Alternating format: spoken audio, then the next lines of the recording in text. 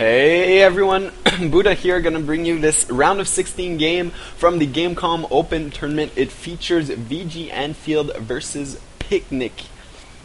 So these two players have played through 1,000 players to reach the top 16. Some nice chatter here going on about MLG. And it is going to be a PvP on a crevasse, very large macro map, and with a very safe expansion back here.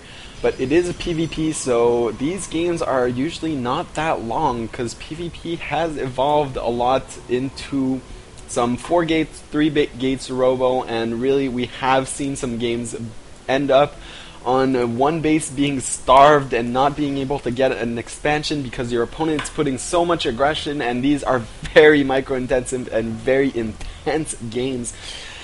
We are in the round of 16, so I expect these two players to be top quality. They are most likely masters. I did not, unfortunately, I could not verify this, but most likely masters or grandmasters, since they have played through a lot of players. It is a best of 5 series, so it's the first player to actually get to 3 wins will move on in this tournament. So particular pylon placement by Picnic. Picnic is our hero. He is the one who actually submitted these replays, and I will cast as many round of 16s as round of 8 games as I can, and after that HD StarCraft himself, the man, will actually be the one who will cover the semis and the finals. So look for those games to actually be great, because HD is a great caster and these players have proven that they can play some StarCraft.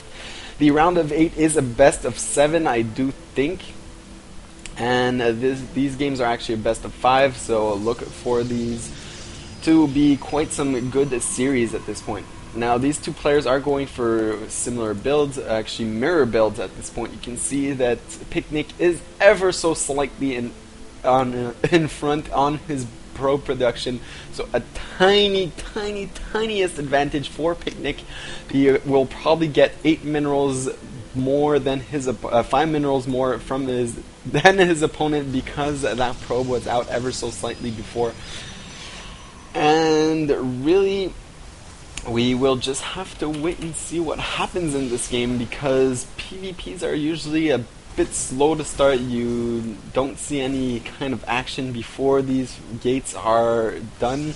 And second gas by Picnic, not a second gas by Anfield. So actually a robotics facility as well as 2 gateways, so it is going to be 3 gate pressure. Look for that second gas though, because he is not going to be able to produce a lot of units. If he stays on 1 gas, he will be limited to only zealots from his gateways and some immortals from this robotics facility. He's actually going for warp prism, so I wonder what he's actually going to try and pull off here, because a warp prism, despite the fact that it can actually catch Picnic off guard, I mean, it doesn't attack, so that is going to be a lot less units for Anfield when he actually attacks here. He is warping in Stalkers and Zealot. I don't think that Picnic actually knows about this. He will be very surprised to find a few units in the back of his base, and his Observer is almost out. He actually decided to go for an Observer before his Immortal, and that might be huge, because now there are a lot of units inside his base, and really Anfield is just demolishing this, because he has so many more Stalkers than the Zealots. Kiting these Zealots are doing a nice job of it too. This Stalker should be pulled back. It is very low, and Picnic actually trying to focus down the warp prison, not able to, and robotics facility up, trying to go up for Picnic, and he is gonna die here if he's not careful, because that is a lot of minerals that he could not spend in these warp gates.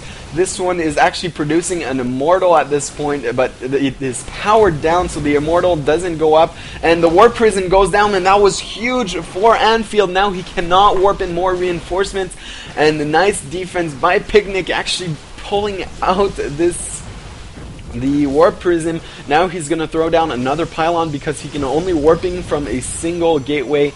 Anfield is going to push forward with a few Stalkers. Look for a probe, his probe, to put that proxy pylon down. He really needs those reinforcements to come as fast as he can. There is the probe, but he decides to turn back And actually, one probe gonna be picked off by /Anfield. He should pick off this probe. What are you doing? I gotta admit to him, a little pink dot in the center of his orange dot isn't that visible, but still. And he does manage to pick it off. Now this game has stabilized. It was very intense for a second. 24-22 Harvesters. So Picnic ever so slightly ahead. Once again, nice defense. Being able to actually pick off that Warp Prism. He was caught by surprise, but nice defense. He was actually looking terrible for a second because he tried to get that Colossus out. Teching too early in PvP is very dangerous. These two players are now going for the expansions, both of them at the precise same time. You can see that they are actually so close to each other. Anfield's Nexus maybe like 2-3 seconds in front. A Robotics Bay now going up actually for Picnic, so he will be taking two Colossus as well as Anfield, so making use of that, recycling that Robotics facility with a Robotics Support Bay. Two Immortals in the Anfield army, but only a single Immortal by Picnic, but he will be able to get that Colossus number up and running before his opponent. Still no Thermal Lance in production. There it just starts. And the first Colossus is now out on the field for Picnic. And really, this game could go either way at this point. Picnic does have the Harvester advantage, so his income will be slightly ahead of his opponents. A Forge and another Gateway going up for Picnic, so he will be getting those upgrades a bit faster. Actually, I take that back. Anfield's Forge is now done, and he will be getting that +1 weapons.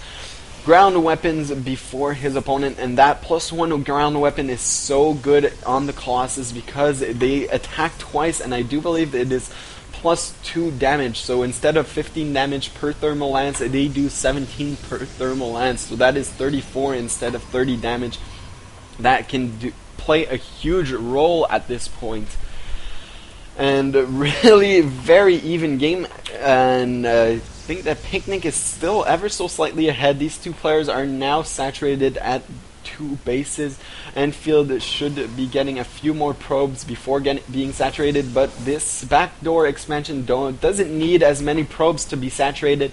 It usually takes about 22 Harvesters to saturate a base. This one actually takes quite a few less because there are only 6 patches and 1 Vespine Geyser. So about 15 Harvesters can actually saturate this. A third base going up for Picnic, so he will move ever so slightly ahead. Once that finishes before his opponent is now moving out in front of his base to throw down an expansion of his own, but look for that tiniest advantage for Picnic. He does have 4 Colossus on the field, as does his opponent, but he did have that Robotics facility finished a bit before, so he will have that slight Colossus advantage. He is now producing 2 more Colossus. Where is his second Robotics facility? There it goes. So he is actually double pumping Colossus, and that is actually great for him. That Colossus advantage is really going to play a huge role in this engagement. +1 is already done for him, and +2 is almost done. While his opponent is not getting +2 just yet, he did get +1 ground armor instead, and is getting Blink also, and I can't wait to see this Blink micro. This will play a huge role, but really, this Colossi numbers will get out of control at this point. If Anfield's not careful when he engages, these Colossus will do just so much damage to his army. This third base is already done for Picnic and saturated, as well as Anfield, so really these two players are very close in income. The Harvester tab still favoring Picnic just ever so slightly. 26 Stalkers on the field for Anfield though, and they do have Blink, so with a great micro he could actually win this engagement. There he is on the ramp, so close, this observer being the referee here between the two armies, and Anfield is going to engage here. There is a great concave by Picnic though, and a lot of Colossus. That is just so many Colossus. I think that Anfield should actually stick on the high ground at this point, taking one shot on those rocks. And that was one great concave. These Colossus are in front, and really he has to be careful with these Colossus because they are so valuable, and you cannot afford to actually lose any one, even a single one, for no reason. Now Picnic is actually going to move forward. He does have the supply advantage, and huge collision between these armies. War of the Worlds style, and these Colossus are doing so much damage. Focus firing the Colossus Anfield is, you can see two of them actually went down, and now the Colossus count is actually even, but there are still a lot of Stalkers and some Zealots for Picnic. Picnic is ahead, blinking forward to actually pick off these Colossus. These Stalkers are taking huge damage. The Colossus count is now ahead for Anfield, but the supply count is still in favor of Picnic, throwing down, warping in more Stalkers, going to be able to clean this up. So huge engagement. Both these players are just have made some nice moves, but Picnic getting the best of this one because his army was a bit superior. And GG from Anfield. We are going into Game 2 of this best of 5 series.